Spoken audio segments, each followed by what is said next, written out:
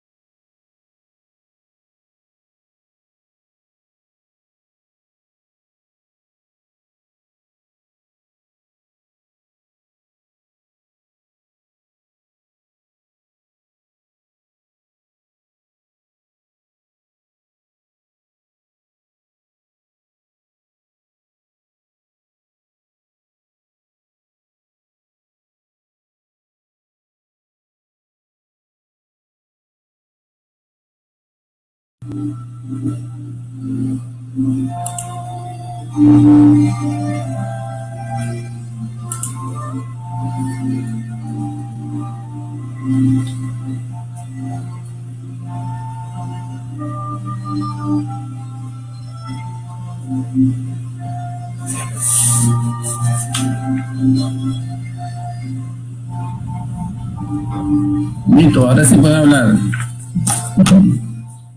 Oh, ya, te tocó correr ayer, ¿ah?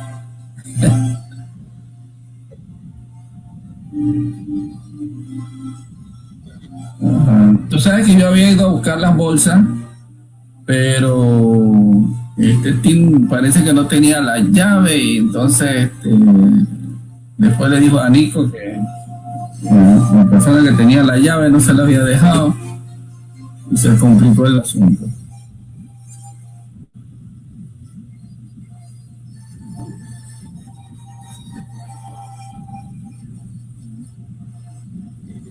No, pero es que...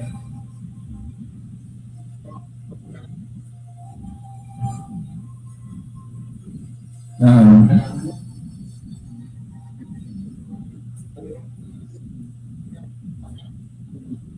de perla. Chuzo, te tiraste hasta allá. Claro, con las calles vacías volaste.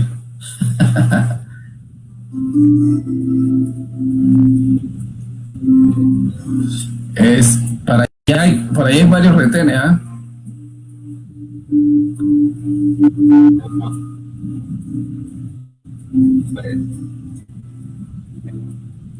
Ajá, ajá. Sí, verdad.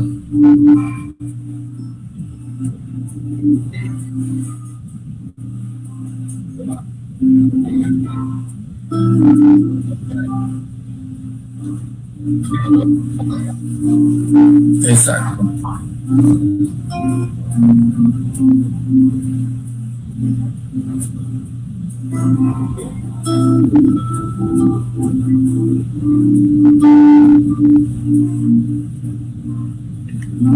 Sí.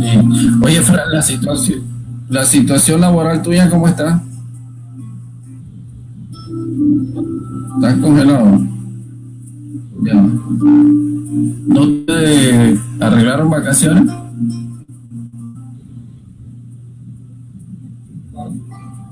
Ah, ok. Ok.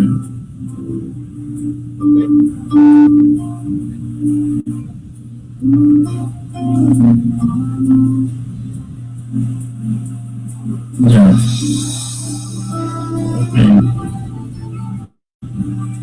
Ok. Y bueno, esperando a ver si estaba esperando aquí si hoy iban a decir algo. Me imagino que tal vez el lunes dirán algo.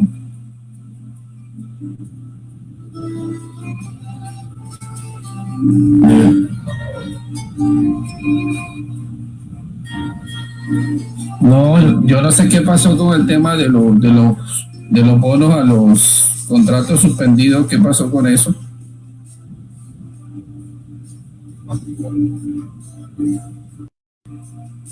Ajá.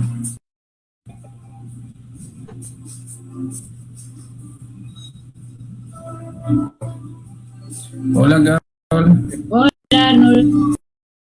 Hola, Roberto. Bienvenido, Roberto. Gracias, Fufo. Bien. Me gusta tu camisa, Roberto. Pensé que era Roberto. Me gusta tu camisa, Roberto. Qué aprobado porque yo pensé que tenía la cámara cerrada y la quitaba ahorita.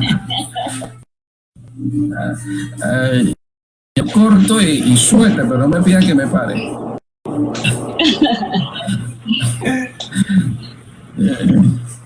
Irra, bienvenido. Bienvenido, Isra. Hola.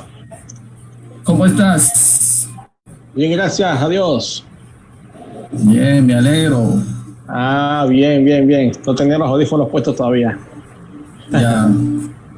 Ya estamos bien. Ok. Bueno, creo que podemos empezar con una palabra de oración de Fran. Vamos a arrancar, oramos y entonces ponemos el tiempo en las manos del Señor. Carolina, ¿tú puedes tomar el tiempo para orar, Carolina? Sí, nada más que espérate un momentito. Espérate, que voy, por aquí se escucha ahorita. ¿No escuchan acá? ¿Escuchan qué? No, es que había gente hablando allá afuera y entonces no sé si se escuchaba. Ajá. Oremos, pues.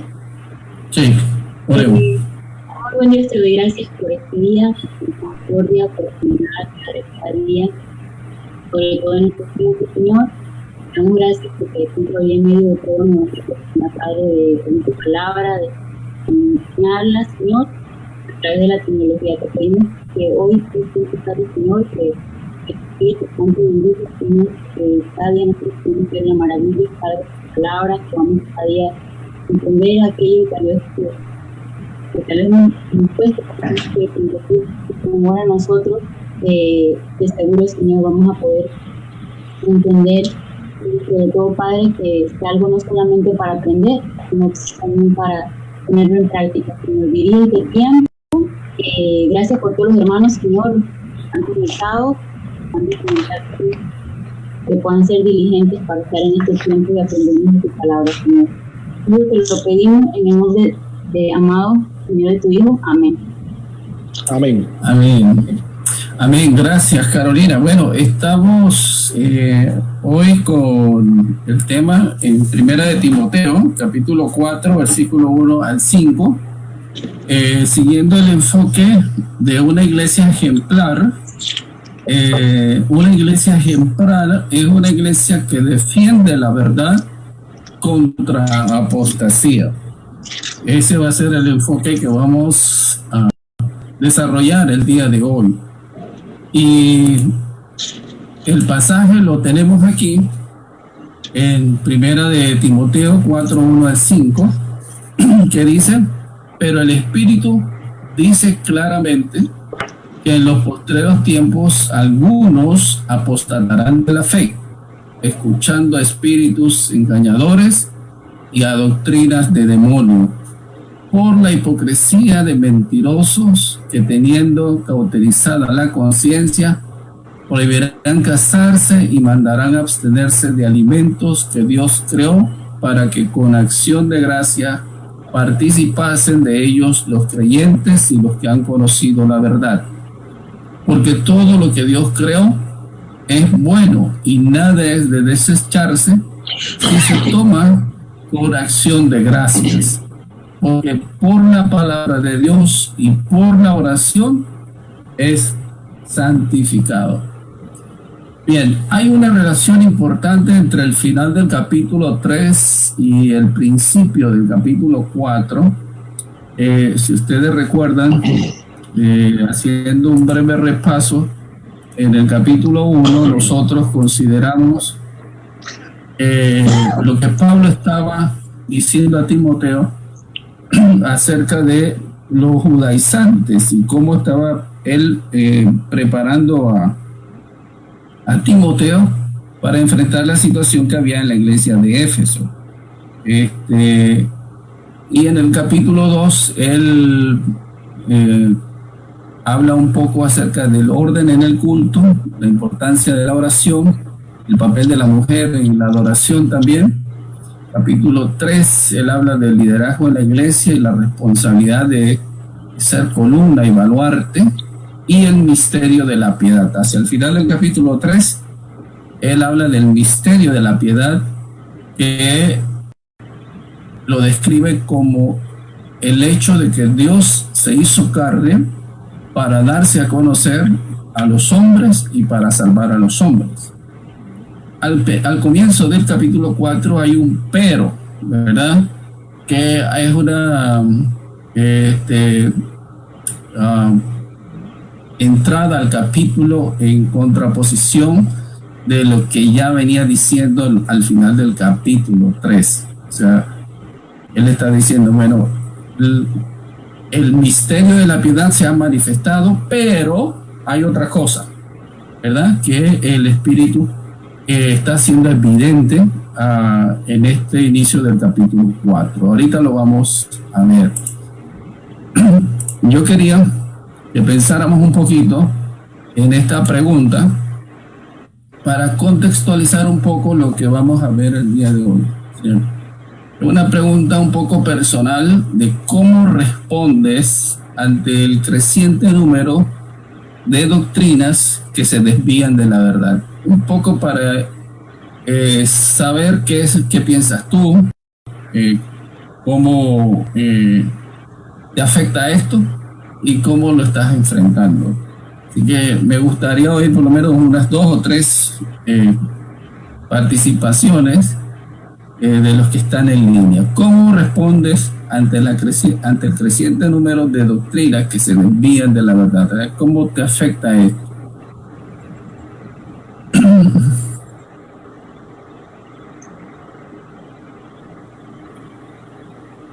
Bueno, yo ¿Quieres tomar?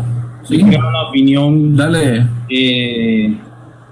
A mí me afecta en 2 maneras. La primera es que, bueno, como claramente dice el versículo, estamos pasando por un tiempo de apostasía enorme. Es el cumplimiento de lo que dice la palabra. Y lo otro es que me ha ayudado a mí en un sentido a estudiar más, a orar más y a estudiar más la palabra de Dios. Esas son las 2 cosas que me han ayudado, o sea, en lo que me ha afectado, mejor dicho, este tiempo de que hay un montón de doctrinas, posturas contrarias a lo que la palabra de Dios enseña, que son como doctrinas básicas, pues.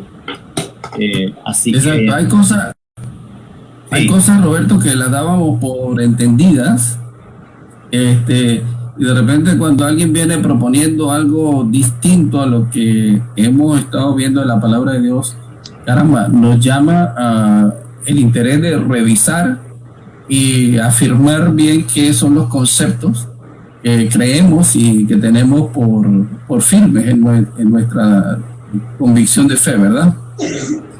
Muy bien, Roberto. Tal vez alguien más puede hacer su participación. Israel, ¿tú qué dices?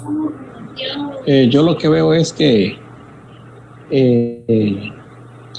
se ve que es muy fácil que nazcan nuevas enseñanzas, porque lo que veo más es el tema de internet, que es muy fácil conseguir información que puede ser cierta o puede ser falsa, y que se faltan como unos estudios tal vez sistemáticos para que nosotros los creyentes todos podamos estar mejor orientados en cómo responder cuando vienen este tipo de información a nosotros.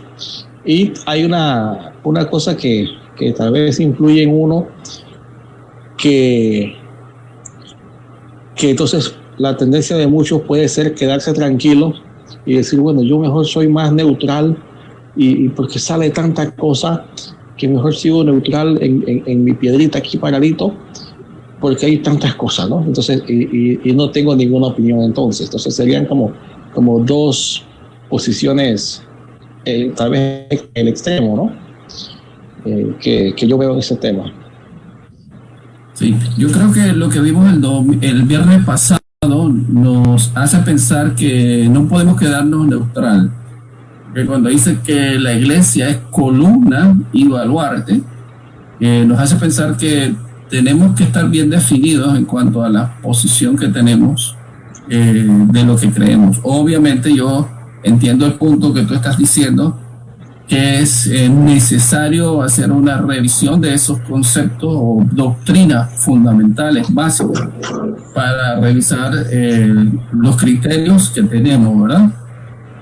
Bien, yo no sé si Carolina o Juan también quisieran aportar un poco qué piensan de la pregunta. ¿Cómo respondes ante el creciente número de doctrinas que se desvían de la verdad?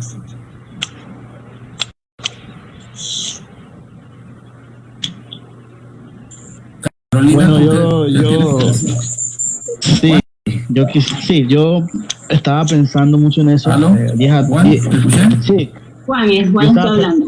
Yo estaba pensando en eso días atrás, y una de las cosas que afecta mucho es en el avance en cuanto al trabajo que se está haciendo para llevar a la iglesia afuera, ¿no? En cuanto al crecimiento de estar compartiendo, porque veo que entonces después que pasan estos ataques, la iglesia tiene que concentrarse mucho ahí en trabajar en prepararse, en estudiar, y una de las cosas que se ve afectada es el trabajo que se quiere hacer hacia afuera. Eso es lo que a mí me parece que también afecta mucho.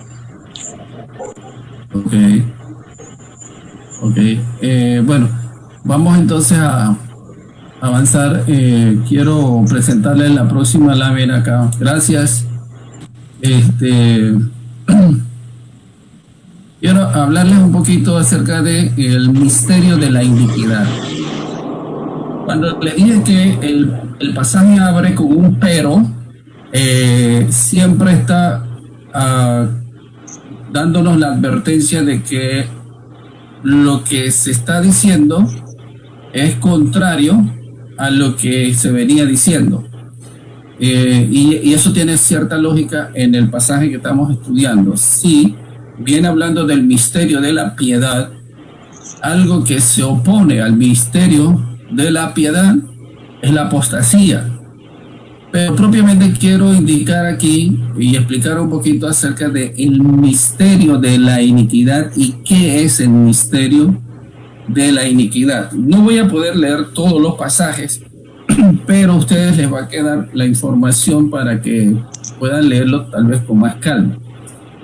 Según de Tesalonicenses, Pablo dice, porque ya está en acción, tiempo presente, porque ya está en acción el misterio de la iniquidad, solo que hay quien al presente lo detiene hasta que él a su vez sea quitado del medio. Y la pregunta pues es, ¿qué es el misterio de la iniquidad? Y voy a tratar de explicarlo aquí. Al lado derecho dice, ¿qué es el misterio de la iniquidad? Es la manera en que opera Satanás desde la fundación del mundo, digamos de Génesis 3:1, al oponerse con la mentira a la verdad de Dios. Y en el transcurso del tiempo llegará a personificarse por medio de la persona del anticristo. Allí en segunda de Tesalonicenses 2:3, Pablo dice de esta manera: nadie os engañe, porque en ninguna manera, porque no vendrá sin que antes venga la apostasía y se manifieste el hombre de pecado, el hijo de perdición, hablando propiamente de la manifestación del anticristo. Entonces Pablo está anticipando la venida del anticristo, pero él dice ya está en acción el misterio de la iniquidad. Entonces tenemos que entender que en esta dispensación de la iglesia está presente el misterio de la iniquidad. Y la pregunta es, bueno, ¿cómo está presente el misterio de la iniquidad? Si se fijan un poco en el pasaje de 2 Tesalonicenses, Pablo aquí indica un orden porque él está tratando de orientar a los tesalonicenses que no confundan el rapto de la iglesia con el tiempo de la segunda venida de Cristo. Y él aquí escribe o detalla un orden de cosas. El primero dice que vendrá primero la manifestación, vendrá primero la manifestación del misterio de la iniquidad. En este caso, él habla acá de la apostasía. Y segundo, él habla de la manifestación del hombre de pecado. Y tercero, él habla de la manifestación, de la venida, de la segunda venida del Señor Jesucristo a la tierra. Eso es final de la tribulación. O sea que él está hablando, dando casi un calendario que la apostasía se está manifestando en este tiempo de la dispensación, pero que va a culminar con la manifestación del anticristo en la tribulación y luego entonces la venida del Señor. En otros pasajes que son importantes notarlo, primera de Juan 2:18, Juan allí habla de anticristos que están en acción en este tiempo, en el tiempo de la iglesia, estamos hablando. Y dice, hijitos, ya es el último tiempo, y según vosotros oísteis que el anticristo viene. Así ahora han surgido muchos anticristos, por esto conocemos que es el último tiempo. Entonces, Juan hace una diferencia entre el anticristo y los anticristos, es decir, aquellos que se oponen a la verdad en alguna manera en este tiempo y que están siendo instrumentos para oponerse a la verdad de Dios revelada. Entonces esto nos lleva a entender un poco, y también primera de Juan 4, 2 y 3 dice, en esto conoced el Espíritu de Dios. Todo espíritu que confiesa a Jesucristo, que Jesucristo ha venido en carne, es de Dios. Y todo espíritu que no confiesa que Jesucristo ha venido en carne, no es de Dios. Y este es el espíritu del anticristo, el cual vosotros habéis oído que viene y que ahora ya está en el mundo. Y en 2 de Juan, versículo 7, dice, porque muchos engañadores han salido por el mundo que no confiesan que Jesucristo ha venido en carne. Quien esto hace es engañador y el anticristo. Entonces, lo que tenemos que entender es que en esta dispensación de la iglesia está en acción el misterio de la iniquidad, y que a su término, cuando la iglesia sea quitada, entonces el anticristo se va a manifestar. El Señor Jesucristo nos advirtió en Mateo 7:15. Él advirtió a los discípulos en este pasaje, hablando un poco de lo que vendría más adelante después que él no estuviera.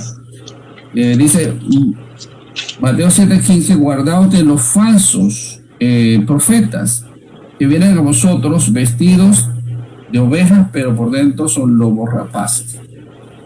Más adelante, en Mateo capítulo 13, el Señor Jesucristo va a hablar de misterio de el reino, y hablando propiamente del trigo y la cizaña, en Mateo capítulo 13, 24 al 30. Tal vez ustedes conocen la parábola de la cizaña, pero quiero leer esta parte. Dice, le refirió otra parábola diciendo, el reino de los cielos es semejante a un hombre que sembró buena semilla en su campo. Pero mientras dormían los hombres, vino un enemigo y sembró cizaña entre el trigo y se fue. Y cuando salió la hierba y dio fruto, entonces apareció también la cizaña. Vinieron entonces los siervos del padre de familia y le dijeron, Señor, ¿no sembraste buena semilla en tu campo? ¿De dónde pues tienes cizaña? Él les dijo, un enemigo ha hecho esto. Y los siervos le dijeron, ¿quieres pues que vayamos y la arranquemos? Él les dijo: no sea que al arrancar la cizaña arranquéis también con ella el trigo. Dejad crecer juntamente lo uno y lo otro hasta la siega. Y al tiempo de la siega, yo diré a los segadores: recoged primero la cizaña y atadla en manojo para quemarla, pero recoged el trigo en mi granero. Interesante que el Señor Jesucristo está diciendo, y Él lo explica más adelante en la interpretación de la parábola, que la cizaña es la semilla del enemigo, ¿verdad? Que son los malos, o aquellos que se prestan para hacer el mal y ser instrumentos de Satanás en esta tierra, oponiéndose a la verdad. Y Él dice que sean dejados hasta el final. Entonces, esto nos permite entender de que en este tiempo en que la iglesia ha estado viviendo en la tierra por casi 2000 y pico de años, ha estado en acción el misterio de la iniquidad a través de la apostasía. Poco más adelante, los apóstoles en Hechos también advierten sobre la manera como el enemigo estaba trabajando. En Hechos muy temprano, en Hechos capítulo 8, 18 al 23, nosotros vemos un ejemplo de falsa profesión. ¿Recuerdan aquel hombre cuando Felipe fue a predicar a Samaria y este hombre se convirtió? Pero cuando Pedro viene para reafirmar la fe de los hermanos, este hombre, pretendiendo que se había convertido con Felipe, entonces él pide pagar para tener ese don de poder imponer las manos y que las personas reciban el Espíritu. A todas luces, Pedro lo reprende porque este hombre en realidad no ha entendido la verdad de Dios ni realmente había nacido de nuevo. Entonces ahí tenemos evidencia de un hombre que es meramente un profesante. Un profesante que lo vamos a explicar un poquito más adelante. Alguien que parece que está comportándose y creyendo como cristiano, pero en el fondo no lo es. Nunca ha nacido de nuevo, no tiene la verdad en su corazón. En Hechos capítulo 13, 8 al 11, encontramos a Bar Jesús, un hombre que Pablo encuentra camino en su primer viaje misionero, y curioso porque el nombre quiere decir hijo de Jesús, pero Pablo le quita la máscara y lo descubre y le dice: no, tú eres hijo del diablo. Y eso es lo que era, porque en realidad estaba oponiéndose a la predicación del evangelio en ese primer viaje misionero de Pablo. Avanzando a Hechos capítulo 15, encontramos que algunos hermanos estaban empezando a decir que sí era importante seguir a Jesús, pero que era también necesario guardar la ley. Y ellos decían acá que era necesario circuncidarse según el rito de Moisés para ser salvo. ¿Y qué es lo que encontramos aquí? Encontramos que ya el enemigo está empezando a querer mezclar dos cosas: la ley y la gracia. La ley y la gracia. Ya temprano en la iglesia, en Hechos capítulo 15. Un poquito más adelante, en Hechos 20, 29, 30, Pablo advierte sobre los falsos maestros, y Pablo dice muy claramente en Hechos 20, dice que entrarán, pero que de vosotros mismos se levantarán personas que hablen cosas perversas. Hablando cómo iba a ser afectada la iglesia, o sea, de afuera, pero también de adentro. Y si ustedes van a las cartas de Pablo, pues encontramos que en 1 Corintios Pablo tiene que hacer muchas correcciones a la iglesia, porque el enemigo ha estado tratando de distorsionar, en este caso no la fe, sino la práctica de los cristianos, que han llegado a pervertir o a corromper aquellas cosas que son sagradas, como la cena del Señor, el matrimonio, el cuerpo del creyente, siendo que es templo del Espíritu Santo. Entonces Pablo tiene que escribir casi 16 capítulos para ayudar a la iglesia de Corinto a trabajar en esta dirección y corregir. En Gálatas se escribe para hacer un llamado de atención a los judaizantes que estaban empezando a meterse en las iglesias y a sacar a los hermanos. Y en Colosenses encontramos filosofías humanas que trataban de ya imponerse a las iglesias para desviarlas de la verdad, y finalmente llegando a 1 Timoteo encontramos que Pablo habla de doctrinas de demonios. Entonces Jesús lo advierte, los apóstoles entienden la manera en que el enemigo está operando, y esto es lo que conocemos entonces como el misterio de la iniquidad. Pero como Satanás es un gran imitador, así como Dios se propuso revelar su palabra y traer finalmente a su Hijo, o sea, el Verbo hecho carne, el enemigo se propone hacer algo parecido, o sea, manifestar su engaño, su mentira, pero hacia el final de la tribulación lo que vamos a ver es una personificación del engaño y la mentira en la persona del anticristo. Entonces, en este tiempo, como Pablo lo dice bien claro, está en acción el misterio de la iniquidad. Bien, ¿es claro hasta aquí o hay alguna pregunta? Entonces vamos a entrar a abordar el pasaje, propiamente el versículo 1, para ver la advertencia que el Espíritu Santo hace en el versículo 1. Dice acá, pero el Espíritu dice claramente. Bueno, nosotros tenemos por cierto que el Espíritu ha hablado para revelar la verdad. Juan 14:17 y Juan 16:13 se le llama el Espíritu de verdad. A través del Espíritu de Dios, el Espíritu de verdad, entendemos, dice Pablo y dice Pedro, que han sido reveladas e inspiradas las escrituras que nosotros tenemos, y que los santos hombres de Dios, dice, hablaron siendo inspirados por el Espíritu Santo. Quiere decir que en la escritura o la palabra de Dios, nosotros tenemos completamente la revelación de lo que Dios quiere para su iglesia o que ha mostrado para su iglesia. Pero también debemos entender que hay quienes oyen al Espíritu y hay quienes no oyen al Espíritu. Y aquellos que oyen al Espíritu, Pablo dice, el Espíritu está hablando y siempre ha estado hablando. Desde Pentecostés a la fecha, el Espíritu ha estado hablando a través de la palabra de Dios. Y hay quienes escuchan y quienes no escuchan al Espíritu Santo. En Romanos capítulo 8, versículo 9, Pablo dice, mas vosotros no vivís según la carne, sino según el Espíritu.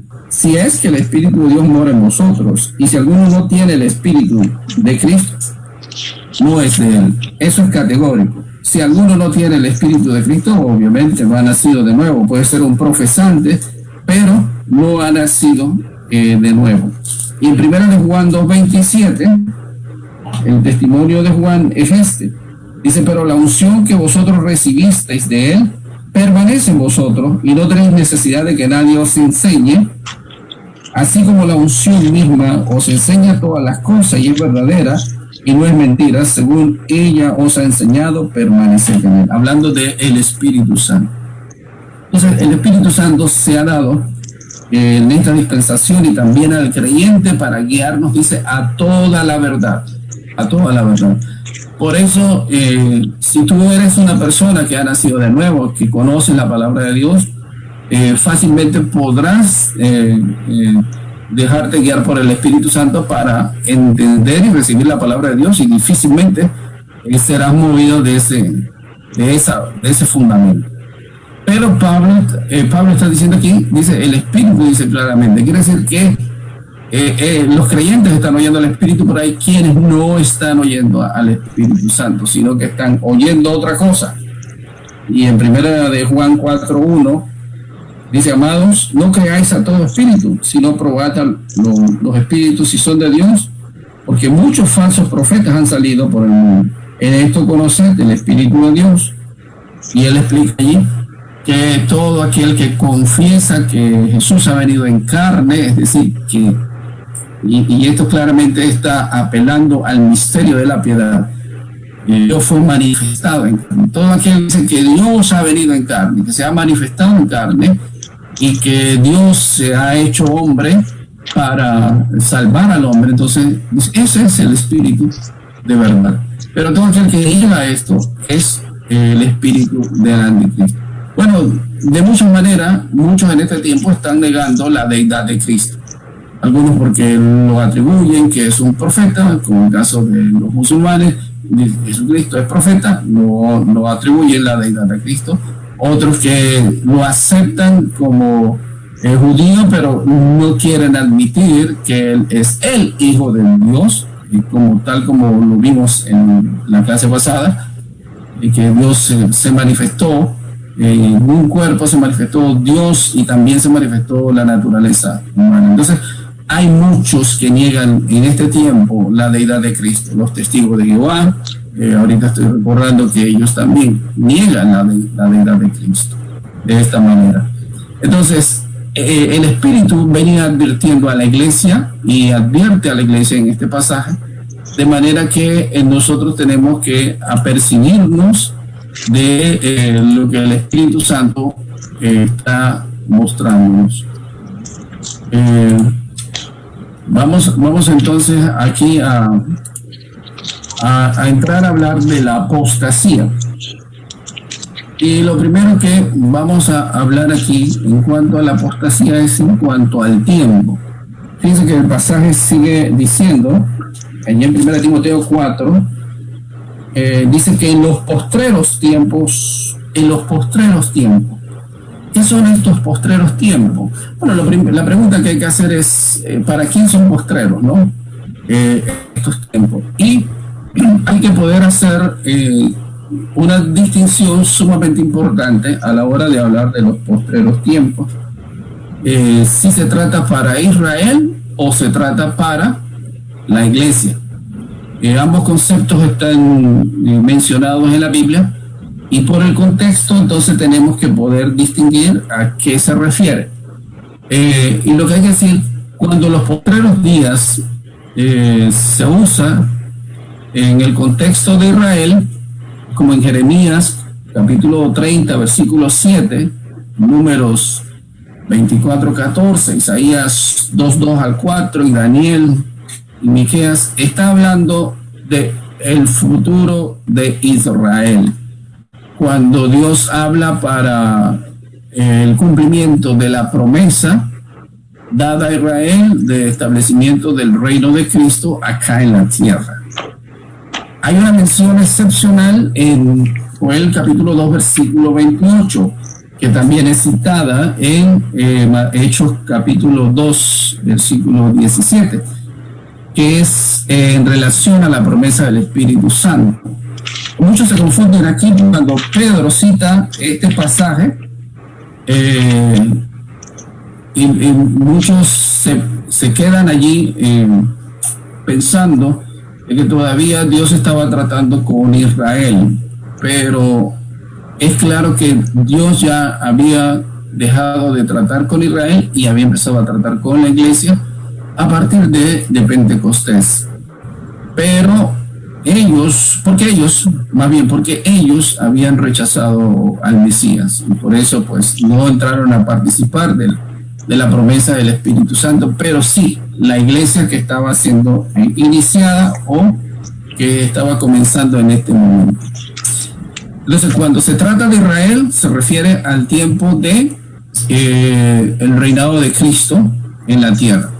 Pero cuando se trata de la iglesia, o sea, cuando se habla de postreros días o de postreros tiempos en relación o en el contexto de la iglesia, como en el caso, por ejemplo, Hebreos 1:2, dice el escritor de Hebreos: Dios había hablado de muchas veces y de muchas maneras en otro tiempo a los padres por los profetas, en estos postreros días nos ha hablado por el Hijo a quien constituyó heredero de todo. Pero, el escritor de Hebreos está diciendo, estos son los postreros días en que Cristo se ha revelado para darnos a conocer el propósito de Dios, ¿verdad? Para darnos a conocer el propósito de Dios. En Hechos 2:17, esta misma frase se menciona y tenemos que decir que lo que en este pasaje encontramos es que está abriéndose la era del Espíritu Santo para la iglesia, o sea, la venida del Espíritu Santo a la iglesia. No podemos confundir la profecía de Joel porque no se cumplió la profecía de Joel en Hechos. La profecía de Joel está guardando el cumplimiento para el tiempo de la tribulación. En 2 de Timoteo capítulo 3 y 2 de Pedro 3:3 y el pasaje que ya vimos de Juan 2:18 y Judas 18, postreros días hace referencia a lo que ya dijimos anteriormente, que es la apostasía. En Hechos 1:20, en 1 de Pedro 1:20 habla de la manifestación de Cristo, es decir, la venida de Cristo por los suyos. Este pasaje lo voy a leer. 1 de Pedro 1:20. Dice, ya destinado desde antes de la fundación del mundo, pero manifestado en los postreros tiempos por amor de vosotros. La venida de Cristo por los suyos al final de este tiempo de la iglesia, eso es lo que Pedro está diciendo allí. Ahora, aparece una frase en singular que se refiere a postrer día. Es diferente. Cuando se refiere a postreros día es un lapso de tiempo. Cuando se refiere a postrer día a un día específico que tiene que ver con la iglesia, y esto es con la resurrección de los creyentes. Juan capítulo 6, 39, 40, 44, 54 y Juan 11, 54. Ahí postrer día, como se menciona y como se hace referencia, es a la iglesia. Entonces, ¿qué tenemos que decir? Cuando Pablo dice acá que ¿cuál es el tiempo de la apostasía? Es desde que la iglesia se estableció. Y como se los mostré en la parábola del trigo y la cizaña, una vez que el trigo fue sembrado en la tierra, inmediatamente dice que vino el malo y también sembró la cizaña. Y los dos van a permanecer hasta que sean separados. ¿Sí? Entonces vamos a pasar a la siguiente diapositiva para seguir hablando del tema de la apostasía. En este caso, el pasaje dice que en el postreros días algunos apostatarán de la fe. Cuando se habla aquí de que algunos apostatarán de la fe, quiero mostrarles realmente quiénes son los instrumentos que Satanás utiliza o que la apostasía utiliza para promover su engaño. La palabra apostatar quiere decir desertar, irse o quitarse de la posición que originalmente se ocupaba. En el pasaje, en la epístola de Pablo a Timoteo, nosotros vemos que Pablo ha estado hablando de algunas personas que primero empezaron a desviarse. Después, él habla que naufragaron en cuanto a la fe. Y ahora dice que apostataron. Bueno, esta palabra es mucho más fuerte para indicarnos qué es lo que está pasando con estas personas. Y estos algunos de los cuales se está hablando aquí hace referencia a falsas profesiones, es decir, creyentes que estando en la iglesia dicen que son creyentes pero no han nacido de nuevo. Vean, en Lucas capítulo 8 versículo 13, cuando se está hablando de la parábola del trigo, pero en el Evangelio de Lucas se usa esta frase, se usa esta palabra. 8:13 dice: los de sobre la piedra son los que, habiendo oído, reciben la palabra con gozo, pero estos no tienen raíces, creen por algún tiempo y en el tiempo de la prueba se apartan, o sea, se vuelven apóstatas, se alejan, se van del lugar, desertan, es lo que dice la definición de la palabra. Entonces, estos profesantes, pues encontramos en la palabra de Dios, Judas, el caso de Hechos 8, Demas en segunda de Timoteo y los falsos discípulos. Miren qué número le toca a los falsos discípulos. Juan capítulo 6, 66. Juan 6:66 dice que desde entonces muchos de sus discípulos volvieron atrás y ya no andaban con él. Desde el tiempo de Jesús, entonces vemos que hay quienes hacen falsas profesiones, pero que en realidad no son creyentes verdaderos y no han nacido de nuevo. Estos son de los que Pablo está hablando aquí, que son apóstatas o que apostatarían de la fe.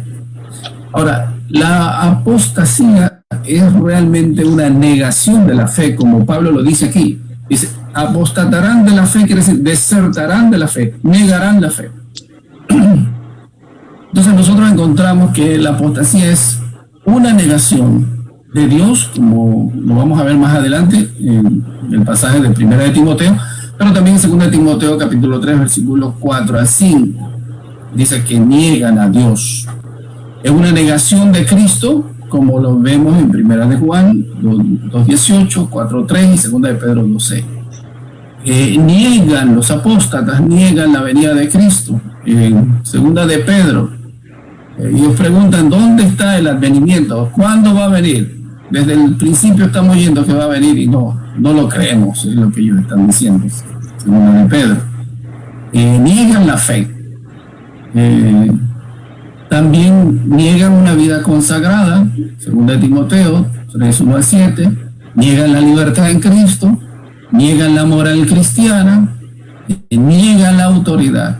Entonces, este presente siglo, como bien lo define Pablo en Gálatas 1:4, en realidad es un siglo malo, en que la semilla del maligno está germinando y produciendo muchas cosas malas. Entonces al principio preguntaba, ¿cómo respondes tú cuando estás oyendo de que hay iglesias que se han dividido, que nuevas doctrinas han salido? ¿Cómo esto te afecta? Si tú entiendes realmente que estamos viviendo en un siglo malo, que estamos viviendo en el desarrollo de la apostasía, pues debería estar claro que tenemos que afirmarnos en la palabra de Dios. No hay otra manera de hacer frente a esto. Bien, paso a la siguiente diapositiva para mostrarles el desarrollo de la apostasía, en este caso, para decirles de dónde viene la apostasía, la fuente de la apostasía. Así como la palabra de Dios viene de Dios, inspirada y dada por el Espíritu Santo, la apostasía también tiene su procedencia. Acá dice Pablo, escuchando espíritus engañadores y doctrinas de demonio. Lo primero que tenemos que tener claro es que todo engaño procede de Satanás. Juan 8:44, allí se define a Satanás como el padre de la mentira. Como el padre de la mentira. Entonces el padre de la mentira tiene sus agentes, demonios que le sirven a él. Tienen también sus seguidores, o sea, los hombres. Desde el Edén, Satanás ha operado con la mentira y lo sigue haciendo. Ahora, Pablo dice aquí, espíritus engañadores. Entonces, estos espíritus engañadores son los que están bajo el mando de Satanás. Y como bien Pablo lo dice en Efesios capítulo 6, versículo 12, cuando advierte a la iglesia qué es lo que nosotros tenemos que enfrentar en cuanto a oposición del enemigo. Y él dice, porque no tenemos lucha contra sangre y carne, sino contra principados, contra potestades, contra los gobernadores de las tinieblas de este siglo, contra huestes espirituales de maldad en las regiones celestes. Es que las regiones celestes están abundando de adversarios de la verdad. Estos son los espíritus engañadores, estos son los demonios, están prestos para oponerse a la verdad a través de engaño, de falsas doctrinas o de alteraciones de la verdad.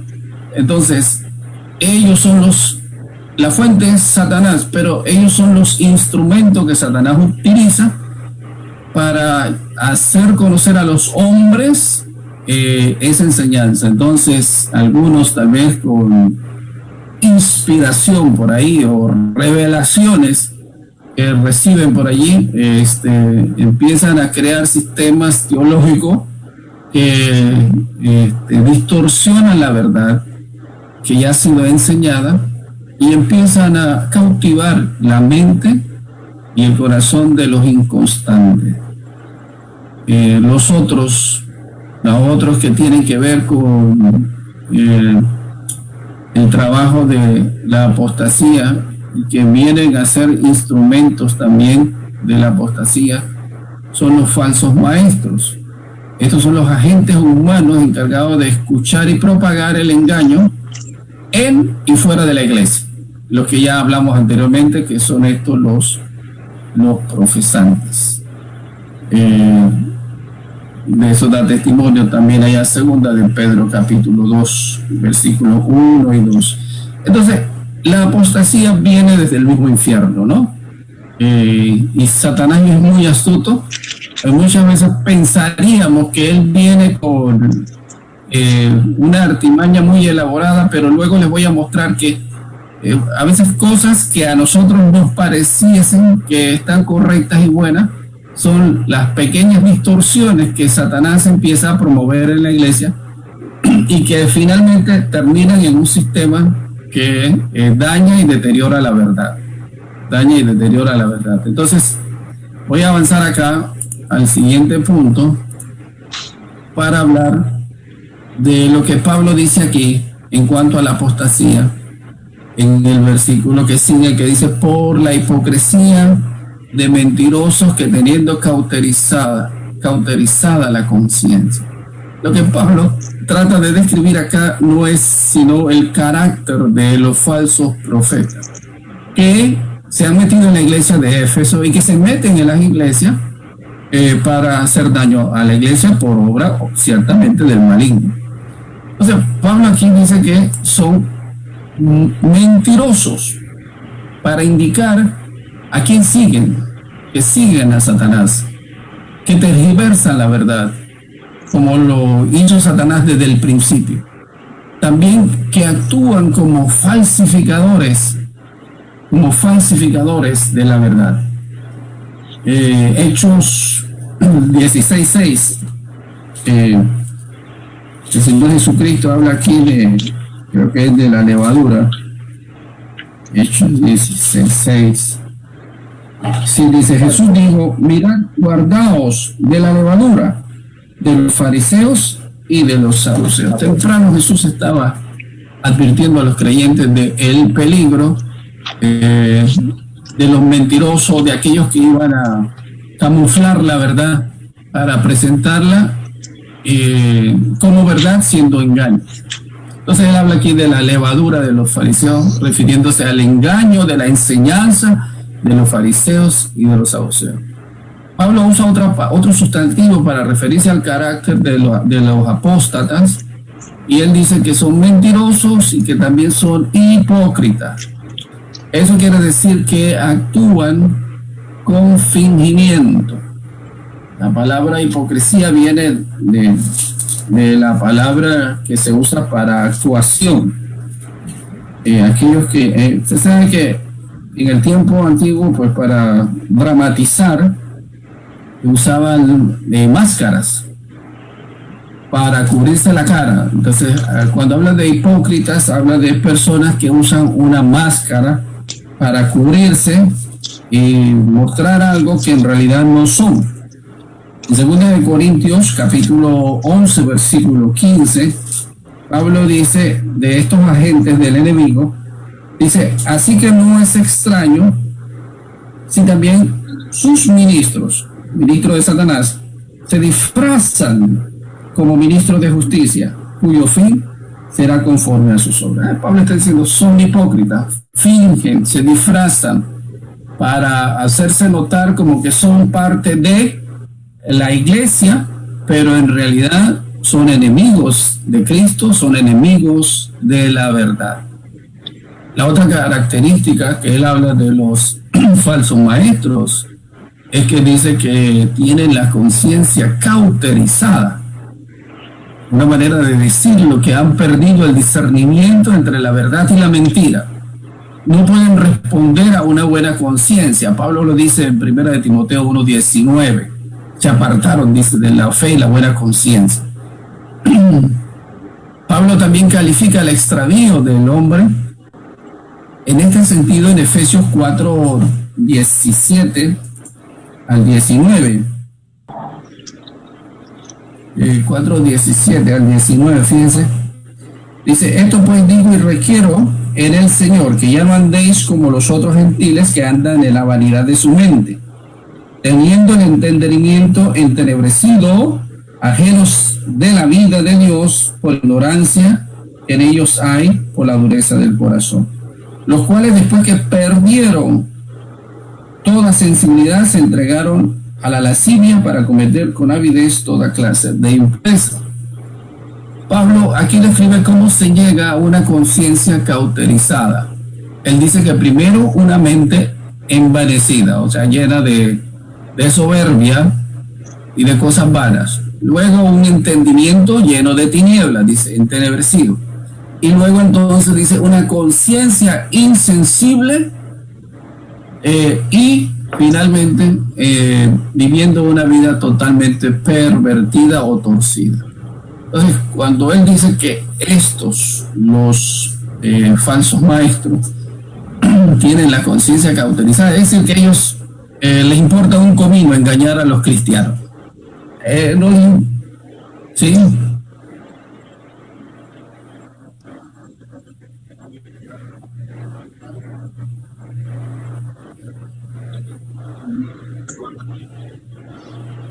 Las dos cosas. Algunos que conscientemente, principalmente los maestros del error, y las almas incautas que por carecer de enseñanza y fundamento en la palabra de Dios se dejan llevar y son engañadas. Creo que se da en los dos sentidos. Se da en los dos sentidos. Bien, avanzo. Acá dice en la apostasía, el contenido de la apostasía. Más adelante Pablo en el pasaje dice que prohibirán casarse y mandarán a abstenerse de alimentos. Bueno, esto lo describo acá como el contenido de la apostasía, porque Pablo aquí hace mención de dos cosas específicas en cuanto a qué es el error, qué es la enseñanza, en qué consiste la enseñanza de la apostasía que se estaba dando en la iglesia de Éfeso. Por un lado dice prohibirán casarse y por el otro lado dice prohibirán abstenerse de alimentos. Bueno, cualquiera de nosotros diría, bueno, pero para permanecer soltero, para servir al Señor y tal vez hacer ayunos, ¿qué de malo tendría? Bueno, tiene mucho de malo cuando esto se convierte en un mandato. Que no es un mandato de la Biblia, no es un mandato bíblico. El mandato del celibato no es algo que manda la Biblia en ningún lado, ni para los fieles, ni para los pastores, ni para los diáconos. Allá en 1 Tesalonicenses, Pablo dice en 4:3-4 que cada uno dice sepa tener su propia esposa en santidad y honor, hablando a la congregación en general. Pero también, como ya estudiamos el pasaje de 1 Timoteo 3:2, habla a los pastores y también a los diáconos que cada uno sepa tener, dice, su propia esposa. Entonces, en la Biblia encontramos que la soltería voluntaria es una buena consideración. Por ejemplo, Pablo lo dice en 1 Timoteo, capítulo 7, 6 y 9. 6 al 9 dice: mas esto digo por vía de concesión, no por mandamiento. Quisiera más bien que todos los hombres fuesen como yo, pero cada uno tiene su propio don de Dios, uno a la verdad de un modo y otro de otro. Digo pues a los solteros y a las viudas que bueno les fuera quedarse como yo, pero si no tienen el don de continencia, cásense, pues mejor es casarse que estarse quemando. Entonces esto de la soltería es algo opcional, y obviamente si tienes el don de continencia, dice acá. También en Mateo capítulo 19, 12, el Señor toca ese tema y habla de que algunos se han hecho eunucos, dice, son hechos eunucos por los hombres. A ver, lo tengo por aquí. 19:12 dice: pero hay eunucos que nacieron así desde el vientre de su madre. El caso de Juan el Bautista y otros que tenían un llamado de Dios. Y hay eunucos que son hechos eunucos por los hombres. El caso de Daniel. Y hay eunucos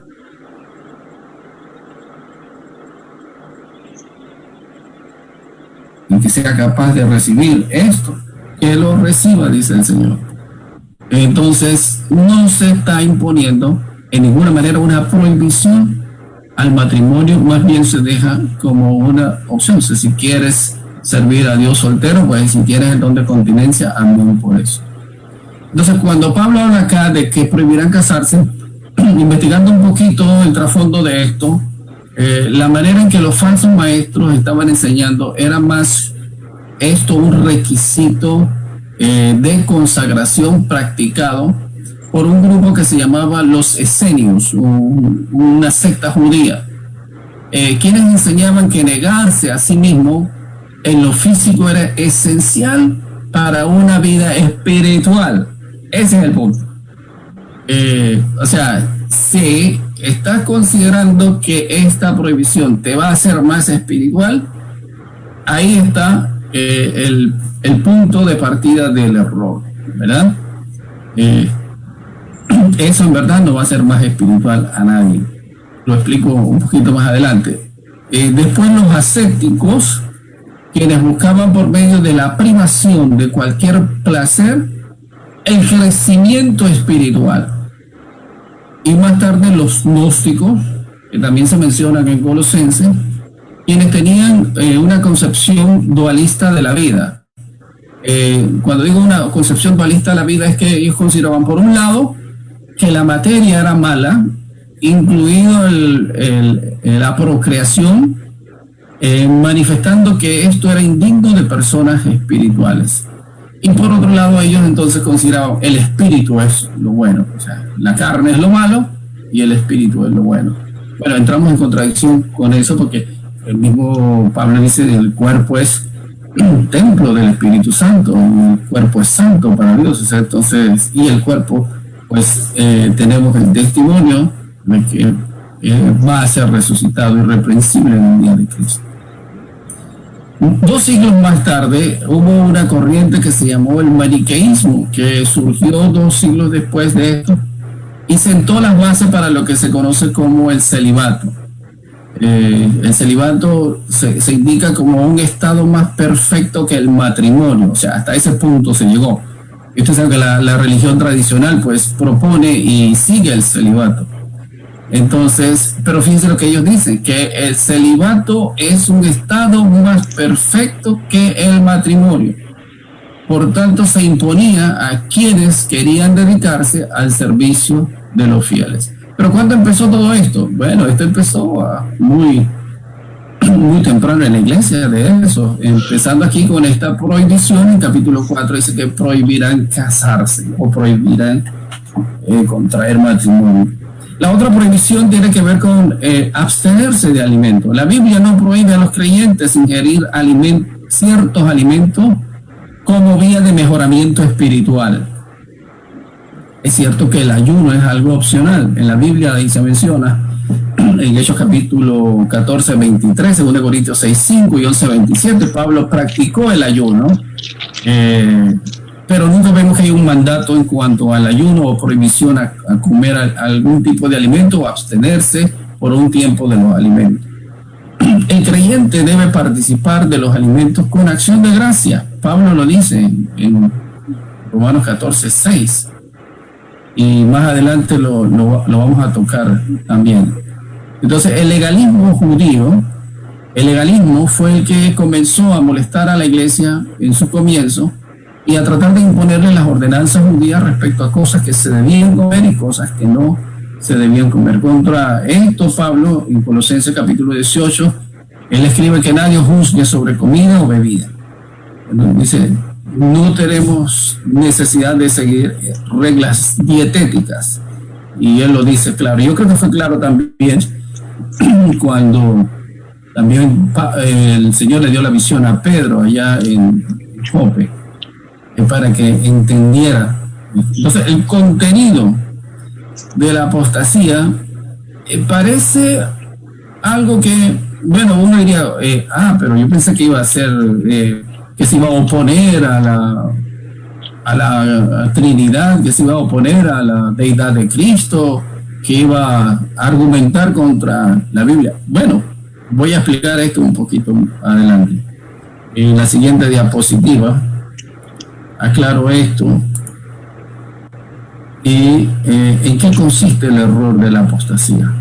Mire, en los pasajes que siguen, Pablo dice, y ya terminando, dice, cosas que Dios creó para que con acción de gracia participasen los creyentes y los que han conocido la verdad. Porque todo lo que Dios creó es bueno y nada es de desecharse si se toma con acción de gracia, porque por la palabra y la oración es santificado. O sea, ¿en qué consiste el error de la apostasía de la que Pablo está hablando aquí? Pero ellos niegan en principio cuando prohíben casarse, cuando prohíben abstenerse de alimentos que Dios creó.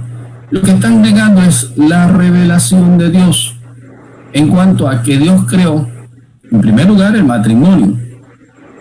Dice, y vio Dios que era bueno. Y dice, no es bueno que el hombre esté solo, le voy a hacer una ayuda idónea. Dios creó el matrimonio. Dios creó el matrimonio. Y también creó todos los alimentos que están sobre la tierra para sustento y bienestar del hombre. Entonces, cuando alguien se opone una prohibición sobre algo que Dios ha establecido como bueno, entonces está contradiciendo la revelación de Dios. Por otro lado, niegan la bondad de Dios. O sea, Dios dijo que era bueno, santificó el matrimonio y les dio el mandato de reproducirse. Igual con las cosas que había creado para alimento para el hombre. Entonces, la provisión de Dios es para bendición del hombre sobre la tierra. Y en tercer lugar, el error de la apostasía niega el poder de la palabra de Dios y la oración. Aunque todos los hombres se benefician con la bondad de Dios, son, como dice Pablo acá, los conocedores de la verdad, quienes le glorifican por medio de la acción de gracia y la palabra. Y eso nos lleva a un hecho muy sencillo. Bueno, ¿por qué los cristianos oramos antes de recibir los alimentos? Oramos porque tenemos la costumbre de orar. Pero en verdad el sentido de por qué oramos es porque nosotros reconocemos que toda provisión es de parte de Dios. Y oramos también porque a través de la oración estamos diciéndole a Dios, bueno, Señor, gracias porque tú has hecho esta provisión para nosotros y nosotros la recibimos de tu mano. Entonces, vean lo que dice Hebreos 13:9. Hebreos 13:9 dice, no os dejéis llevar de doctrinas diversas, y extrañas. Porque buena cosa, dice, es afirmar el corazón con la gracia, no con viandas que nunca aprovecharon a los que se han ocupado en ello. Creo que ese pasaje es claro para mostrarnos a nosotros que Dios no ha puesto ninguna prohibición en cuanto a los alimentos para los creyentes. Ahora, algunos me preguntarán en época de pandemia si podemos comer murciélago. Bueno, yo creo que el Señor dejó el sano juicio al hombre para saber qué cosas le podían hacer daño. O sea, cuando estamos hablando de que comer todas las cosas, me estoy refiriendo a las cosas que son para comer. Hay cosas que no son para comer, hermanos. Tengan cuidado con eso de sopa de murciélagos. Quiero terminar con estas conclusiones, hermanos, para categorizar la enseñanza. La iglesia tiene que tener la responsabilidad de rechazar la apostasía que trate de infiltrarse en su fila, proponiendo cambios a la doctrina. O sea, apostasía que viene proponiendo, no, mira, no te han enseñado toda la verdad en cuanto a esto. Mira, hay algo que hasta que parece que estoy escuchando esas palabras una y otra vez. Es el enganche cuando te dicen, no, es que mira, a ti no te han dicho toda la verdad. ¿A qué le recuerda eso? Satanás en el Génesis. No, el Señor no te dijo toda la verdad. Y por ahí agarró a Eva. Eva, la de Adán. En segundo lugar, la iglesia debe conocer el modo de operar del enemigo. O sea, no podemos ser ingenuos. ¿Cómo opera el enemigo? A través de sus agentes, los demonios, los falsos profetas, los falsos maestros, quienes actúan de manera encubierta. Bueno, yo creo que la iglesia bíblica en los 20, 21 años que tiene ya debemos haber aprendido mucho en cuanto a esto, y no digo que ya somos expertos, al contrario, nuevamente tenemos que estar revisando cosas que nos parecían básicas y sobreentendidas, tácitas, y ahora hay que volverlas a repetir.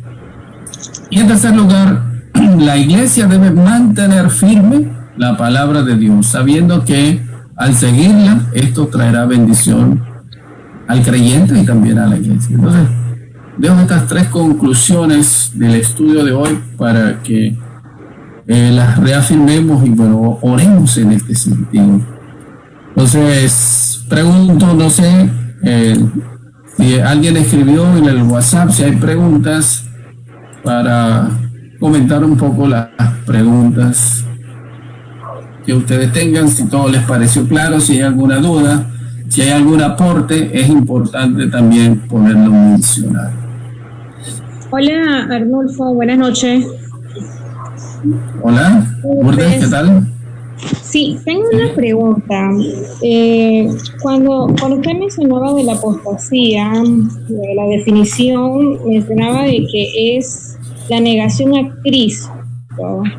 Entonces me surgió la interrogante en que si es la negación a Cristo como Dios, como Mesías, o negación a Cristo totalmente, o sea, simplemente rechazar a Cristo. Como dice Pablo, como dice Juan en 1 de Juan capítulo 4, dice, todo aquel que dice que Cristo no ha venido en carne, dice, esta es la enseñanza del anticristo. Ahí está en 1 de Juan capítulo 4. Dice, y todo espíritu que no confiesa que Jesucristo ha venido en carne, es decir, que Dios se ha hecho hombre, no es de Dios. Y este es el espíritu del anticristo, el cual vosotros habéis oído que viene y que ahora está en el mundo. Entonces, de muchas maneras, muchas enseñanzas falsas están negando esa verdad. Uno, porque no aceptan a Cristo como el Hijo de Dios, porque uno le llaman, bueno, un buen hombre, un buen profeta,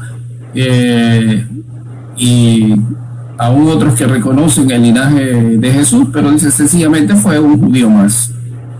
Entonces terminan negando la existencia de eso que vimos la semana pasada. Dice que Dios se reveló en carne. Dios se reveló en carne. Ese es el misterio de la piedad. Es esa revelación en la persona del Verbo, en la persona de Cristo. Ahí estaba Dios manifestado, pero también estaba el hombre en su plena naturaleza humana también manifestado. Ok, entonces, digamos, las personas que, digamos, reconocen a Cristo, pero no, o tienen o creen en Cristo, pero no como un Dios, ¿vienen siendo apóstoles? Que creen en Cristo, pero no como Dios, no como un Dios. No lo reconocen como Dios, sino como un Mesías. Bueno, cuando hablan del Mesías, hace referencia a lo que nosotros entendemos que es el Cristo. Según los judíos, Jesús no es el Mesías. Acuérdate que al final ellos pagaron para que se propagara el error, la mentira de que los discípulos habían raptado a Cristo y que Él no había resucitado. Por lo tanto, como los discípulos lo robaron, ese era un farsante, ese no era Jesús, y no pudo haber sido justificado por el Espíritu al haber sido resucitado. Entonces esa mentira la han seguido creyendo los judíos hasta la fecha de hoy. Ellos siguen practicando la ley, siguen creyendo la ley, pero niegan en esencia el misterio de la piedad, o sea, la revelación de Dios en carne. Okay. Porque aceptar esto significa que para ellos Cristo es el Mesías que se había profetizado y que ellos estaban esperando, pero ellos dicen todavía el Mesías no ha llegado, el Mesías va a llegar después. Arnulfo. Arnulfo. Sí, Rael. Sí. Es bueno decir que de lo que dice Lourdes, sí es un apóstata aquel que desecha lo que ha aprendido, como has explicado, deserta o niega lo que ya ha aprendido, y algo de lo fundamental que ha aprendido y que es parte de las doctrinas fundamentales es que Jesucristo es Dios. Entonces todo aquel que niega que Jesucristo es Dios sí es un apóstata. Pero en cuanto al falso maestro y al anticristo, sí es lo que se ha explicado, ¿verdad? De que niega el ministerio de Jesucristo y se opone al mismo Jesucristo como persona, ¿no? Sí. Muchas veces damos por cierto que todos los que están sentados en las sillas de la iglesia son creyentes genuinos. Cuidado con eso. Cuidado con eso, porque también en las iglesias pueden estar sentados los agentes del enemigo, ¿no? Personas que simplemente han simpatizado con el evangelio, pero que no han nacido realmente de nuevo, porque la praxis, la práctica de su vida niega que realmente él es una nueva criatura, ¿sí? Estoy diciendo personas que actúan de manera hipócrita porque aparentan ser algo en la iglesia, pero después son verdaderos diablos, ¿verdad? Entonces estamos llamados a tener cuidado con eso y a probar, dice, por su fruto los conoceréis. A probarlos.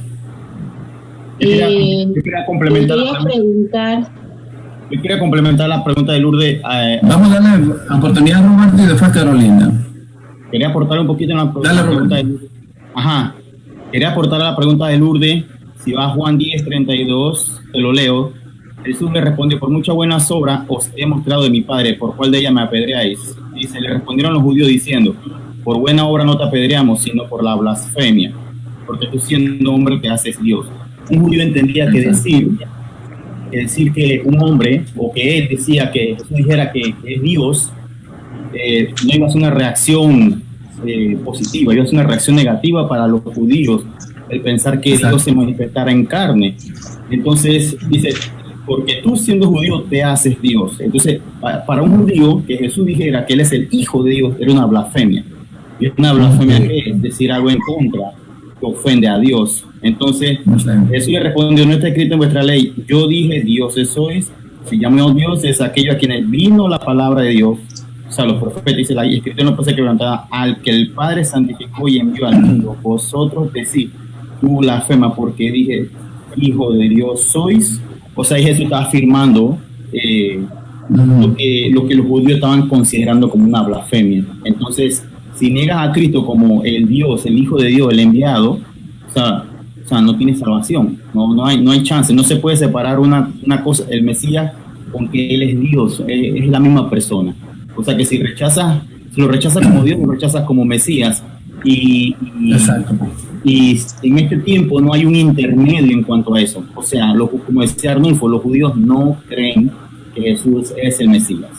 No hay un intermedio entre si puedes creer que es Mesías o que es Dios. Ese intermedio no existe. Eso es un invento para justificar ciertas doctrinas. Pero aquí se ve clarito que los judíos entendieron que era una blasfemia lo que estabas diciendo o lo que estaba dando a entender el Señor Jesús. Pero sabemos que no es así. Exacto. Por eso, cuando habla del misterio, la piedad dice, Él fue justificado por el Espíritu. Quiere decir que el Espíritu, categóricamente, al resucitarlo de entre los muertos, da fe, da testimonio de que es hijo de Dios porque no había pecado en él y por lo tanto está listo para ser ascendido a los cielos. Carolina. Yo siempre, bueno, ahora me entra una duda de, bueno, siempre a veces pienso, preguntas cuando mencionabas que, bueno, en tema de la apostasía, como negar eso, ¿qué pasa, ejemplo, cuando alguien que ha hecho salvo y que se le ha visto un crecimiento, etcétera, y después niegan, como tú dices, ojo, tengamos cuidado con que realmente se han nacido de nuevo, pero yo siempre, o sea, es algo como que porque a veces uno piensa, lo primero que uno piensa es como, ¿era salvo o no era salvo? Porque ahora está negando lo que hace mucho tiempo. Entonces a veces eso, a veces yo pensaba que, bueno, será porque se envaneció en el conocimiento, o es solamente que tiene el conocimiento envanecido, pero es salvo, ha nacido de nuevo, pero tal vez su conocimiento se ha envanecido a tal punto, o lo envaneció a tal punto que llegó a apostatar de eso. Entonces es como mi pregunta, ¿puede pasar que es porque se ha envanecido tanto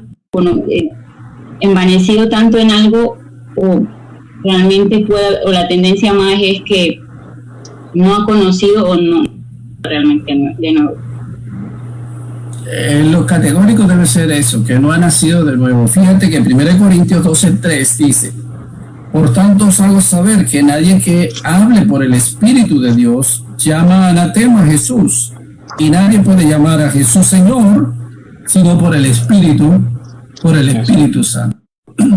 Entonces eso es categórico, o sea, ¿tienes o no tienes el Espíritu Santo? Entonces Pablo dice ya, si alguno no tiene el Espíritu de Cristo, no es de él. Y nadie que tenga el Espíritu de Cristo después va a negar a Cristo como Dios. ¿Sí me explico?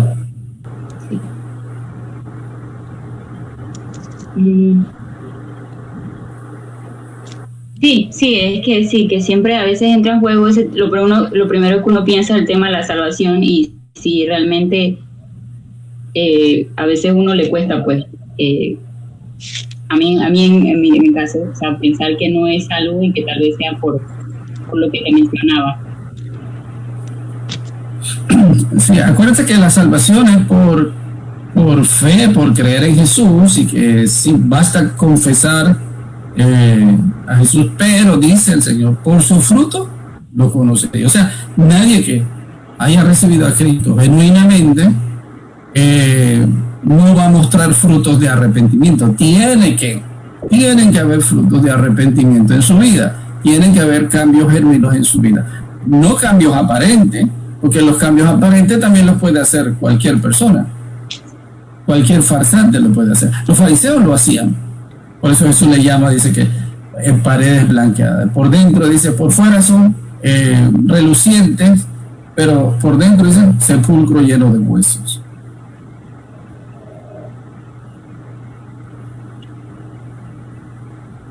Ok, no sé si hay algún otro aporte, si no, por el momento podemos dejarlo allí y cualquiera que quiera escribir o quiera comentar lo puede hacer, me escribe al WhatsApp o al Facebook y ahí entonces vemos los temas, las respuestas a las preguntas.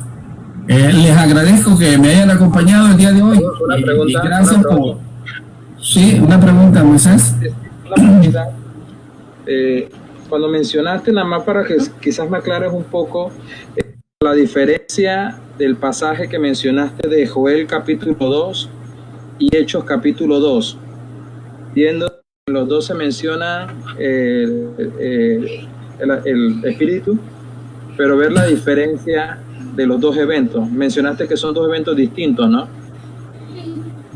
No te copié la pregunta completa porque creo que te desviaste del micrófono. Trata de repetírmela, porfa. En Joel 2 y Hechos 2. Ajá. ¿Me escuchaste? Sí, correcto. Joel 2 y Hechos 2.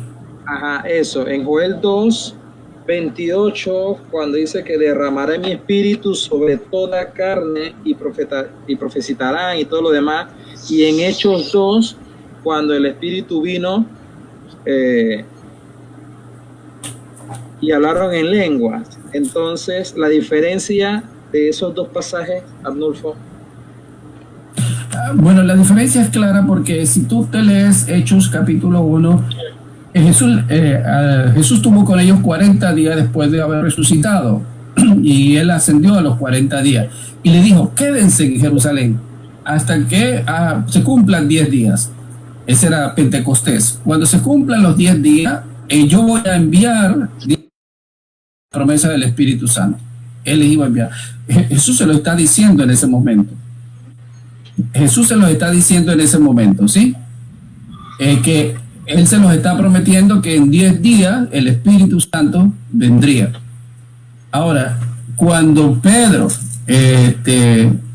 retoma la profecía de Joel, fíjate que él empieza a declarar lo que Pedro entiende de que ha dado un principio, un cumplimiento, que es la profecía de Joel.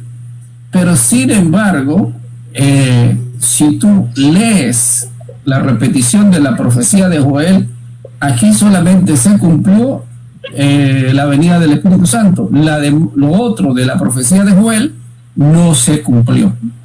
No se cumplió. Entonces, ¿qué testimonio nos está dando la Escritura con esto?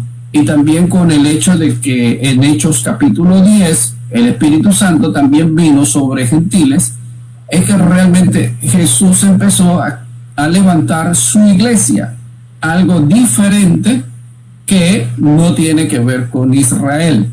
O sea, la iglesia son judíos y gentiles. Más tarde, esta profecía sí se va a cumplir para el tiempo de la tribulación, la profecía de Joel.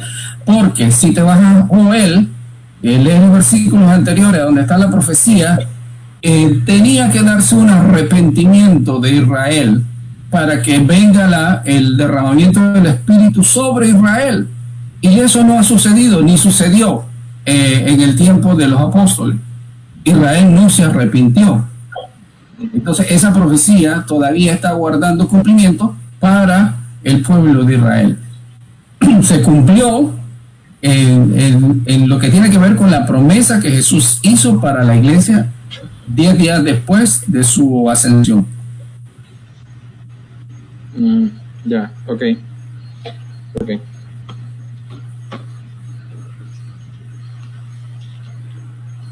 Bueno, los dejo con ese pensamiento, reflexionen sobre eso y cualquier cosa me escriben, me llaman y hablamos un poco más. Muchas gracias por acompañarme el día de hoy. Gracias. Gracias, Arnulfo. Gracias, Arnulfo. Bendiciones, Dios los bendiga, hermanos. que estén bien. Saludos, mis hermanos. Saludos. Chao.